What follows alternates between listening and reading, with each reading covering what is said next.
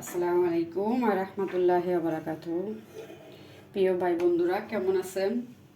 আমি আজকে তেলাপিয়া মাছের বারবিকিউ করে দেখাবো, তা আবার পাইপিনে। আপনারা যদি বারবিকিউর নাও থাকে, তাও আপনারা কিভাবে পাইপিনে বারবিকিউ করতে পারবেন আমি সেটাই দেখাবো ইনশাল্লাহ। চেষ্টা করতেছি। এখানে 1 চা চামচ রসুন বাটা,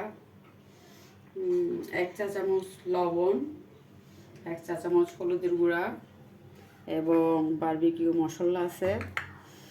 তারপরে পেঁয়াজ পেস্ট করা আছে। এটা লেবু অল্প 1 চা চামচ দিব। তো আমি এখন এটাকে মাখাই নিব।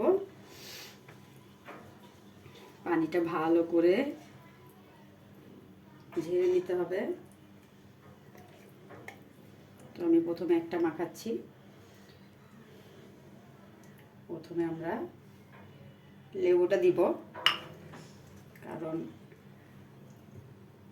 বারবিকিউতে আপনারা লেবু না দিলে টক দই দিতে পারবেন। আসলে আমার হাতে টক দই ছিল না, যেহেতু অনেক বৃষ্টি হচ্ছে, বাইরে যেতে পারিনি, সেজন্য আমরা যেটা পাশে পাইছি সেটা দিয়েই শুরু করতেছি। বিসমিল্লাহ। দেখেন, আমরা এটাকে ভালো করে ম্যাগনেট করব। ধোঁয়াটা নিয়ে নিব।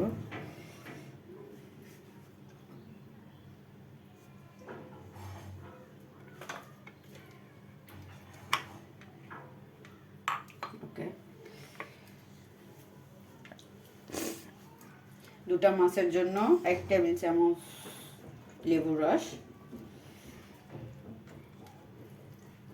2 চা চামচ, দুটার জন্য 2 চা চামচ রসুন বাটা, 1 চা চামচ হলুদের গুঁড়া। হাতের কাছে যে মশলা থাকে সেটা দিয়েই আমরা বারবিকিউ করব।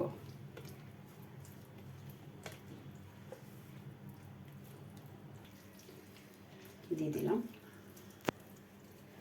আপনারা পেঁয়াজ বাটাটা একটু যার যতটুকু, অনেকে আছে যে পেঁয়াজটা একটু কম খায়, অনেকে আছে পেঁয়াজটা একটু বেশি খায়। তো সেক্ষেত্রে আমার যতটুকু পরিমাণ আমরা যতটুকু খাই ততটুকু দিয়েছি। আপনারা পারলে কমাইও দিতে পারবেন বা বাড়াইও দিতে পারবেন, কোনো সমস্যা নেই। কারণ বারবিকিউর ভিতরে পেঁয়াজটা একটু যায় মোটামুটি, সেটা আমি দিয়ে দিলাম, দেব না।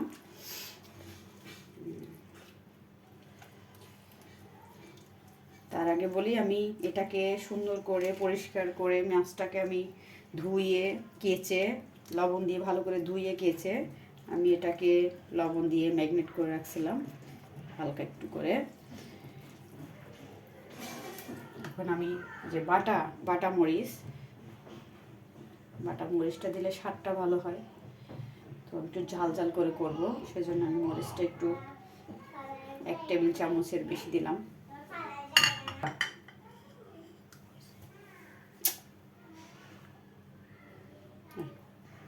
হলো,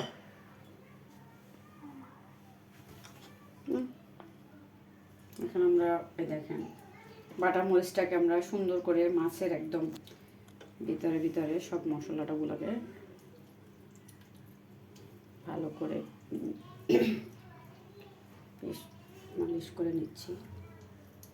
তারপর আমরা এই যে বারবিকিউর মশলাটা এটা দিয়ে দিব, দিয়ে ভালো করে মাখিয়ে নেব।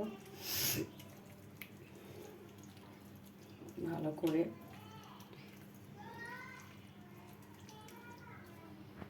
এখন এটাকে আমরা সুন্দর করে রেখে দিব 10-15 মিনিটের জন্য। তারপরে আমরা এটাকে 10-15 মিনিট পরে ভাজি করব।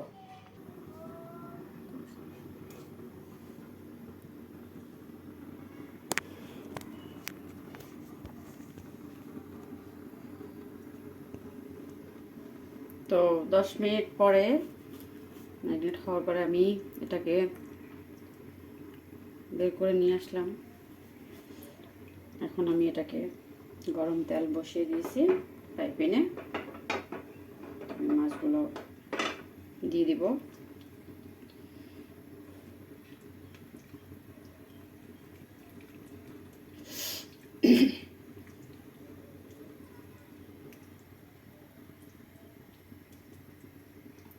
বিসমিল্লাহ।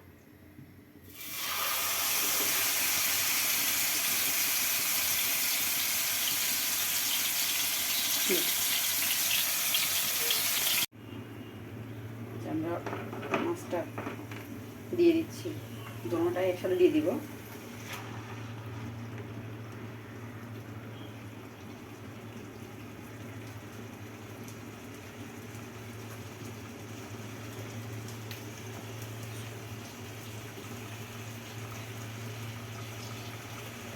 জালটা মিডিয়াম করে রাখবো যেন মশলাটা পুড়ে না যায়।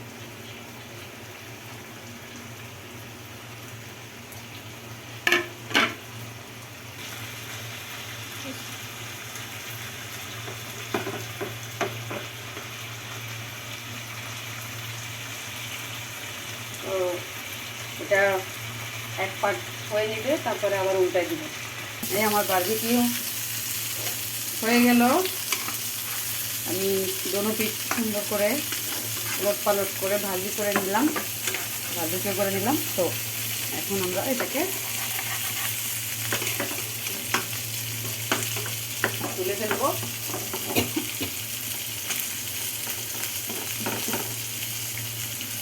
এটা কমপ্লিট।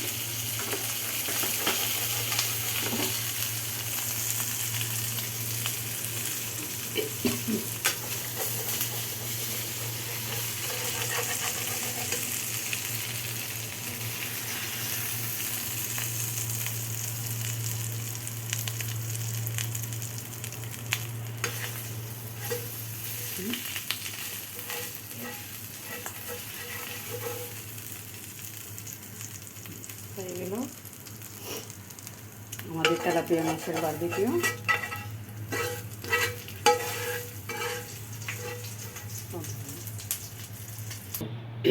রেডি হয়ে গেল আমাদের তেলাপিয়া মাছের বারবিকিউ।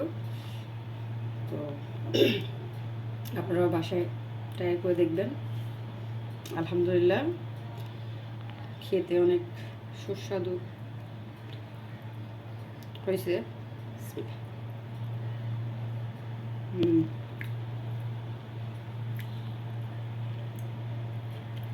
অনেক ভালো।